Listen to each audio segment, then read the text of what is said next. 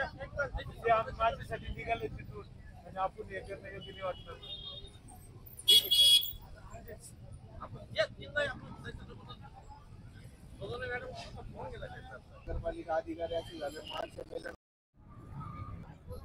नमस्कार, मी फिरोदिया राजेंद्र. ही माझी मिसेस संगीता फिरोदिया. गेले 24 वर्ष झाले मी सातारा परिसर आमदार रोडला राहतोय. माझा प्लॉट 2000 स्क्वेअर फूट आहे. माझ्या शेजारी बांधकाम सुरू झालंय 6 महिन्या अगोदर. त्यांनी जस्ट 2020 मध्ये प्रॉपर्टी खरेदी केली माझ्या बाजूची. त्या अगोदर मी माझं कंपाऊंड केलेलं आहे आणि त्यानंतर त्यांनी प्रॉपर्टी विकत घेतलेली आहे. आता 4 महिन्यापूर्वी त्यांचं बांधकाम सुरू झाल्यानंतर त्यांना मी माझ्या बाजूचं जे सामासिक अंतर आहे 2 प्लॉटमधलं माझ्या आणि त्यांच्या, त्या प्लॉटमध्ये त्यांनी जी गॅलरी काढली सामासिक अंतर न सोडता, त्याबद्दल मी त्यांच्याशी चर्चा केली.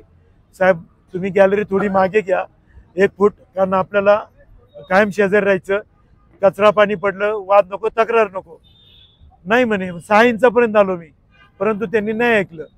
नंतर थोडंसं शेजारच्या माती वगैरे येण्यावरून त्यांनी मला अपशब्द वापरला आणि तिथून मी अपसेट झालो की ज्या माणसाला मी डोक्यावर घेऊन नाचलो, भावासारखं प्रेम दिलं, त्या माणसाने मला अपशब्द वापरून माझा अपमान केला. मी त्यांचे नतमस्तक होऊन पाया पडून घरात निघून आलो आणि महानगरपालिकेमध्ये रितसर अर्ज केला.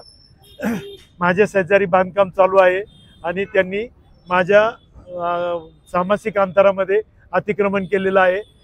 मी जे अंतर सोडलेले आहे त्यांनी त्यांच्या बाजूचं पूर्ण 15 फूट गॅलरी काढलेली आहे. सामासिक अंतराबद्दल योग्य तो निर्णय मला मिळावा, न्याय मिळावा. जे निर्णय असेल तो मला मान्य असेल. त्यांनी जर बांधकाम ओके असेल तर मला माझ्या बाजूनी बांधकाम करण्याची परमिशन द्यावी, ही मी वारंवार विनंती केली. आजपर्यंत मी 6 अर्ज केलेत आणि गेल्या महिन्यामध्ये मी महानगरपालिकेला निवेदन दिलं होतं की आज कारवाई झाली नाही, ह्या महिन्यात कारवाई झाली नाही तर मी जानेवारी महिन्यात उपोषणाला बसणार. तरीही त्यांनी त्याच्यावर काही कारवाई केली नाही. 3 आठवडे उलटून गेले. त्यानंतर मी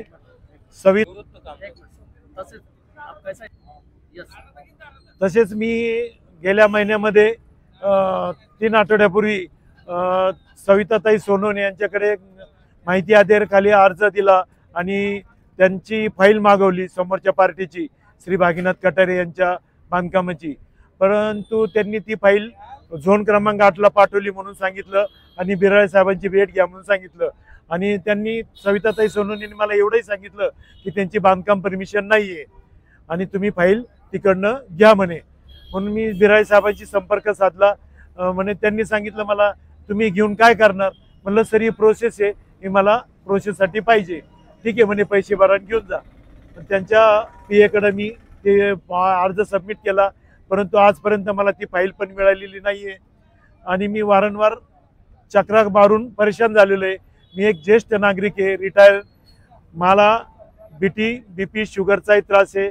माझ्या मिसेसलाही गुडघ्याचा आणि शुगरचा त्रास आहे. तरी पण माझ्यावर ही शासनाने वेळ आणली, हे फार मोठं दुर्दैव आहे. माझ्या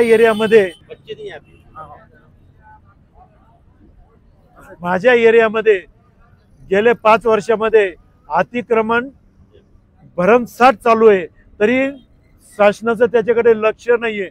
परंतु मी एक नागरिक म्हणून ॲप्लिकेशन केलं तरी पण त्यावर कारवाई होत नाही आहे. हे फार मोठं दुर्दैव आहे.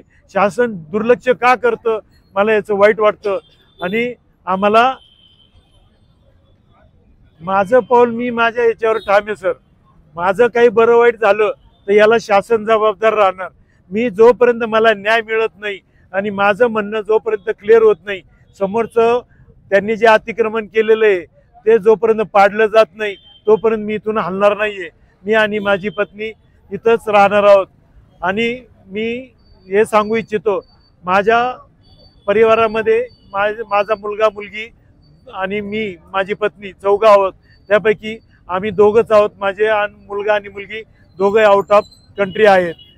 तरी पण मला शासन एवढं त्रास देतंय आणि वेटीस धरतंय याचं मला काहीच कारण कळत नाही.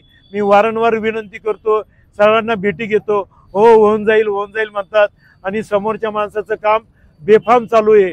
मी त्या विचारामध्ये टाकलेलं आहे की त्यांनी आता त्या शटरला कलर बिलर मारून सुद्धा रेडी केलंय. मी काल फोटो काढायला गेलो तर तिथला शेजारी त्यांच्या भावानी मला अपशब्द वापरला. म्हातार झाला, डांगरा झाला, तरी पण अजून येडे चाळे करता का. मी प्रतिसाद नेता घरात निघून गेलो, पण मी कुठलाही वाद घालू इच्छित नाही. त्यांनी माझ्यावरती पोलीस कंप्लेंट केलेली आहे. मी पोलीस स्टेशनलाही भेटून आलो. पोलीस स्टेशनने मला सांगितलं तुम्ही शिवीगाळ करू शकत नाही, तुम्ही जा बिंदास एन्जॉय करा, काही होत नाही म्हणे, काही काळजी करू नका. आपलं नाव सांग. मी राजेंद्र फिरोदिया, सातारा परिसर, आमदार रोड, रणजित नगर.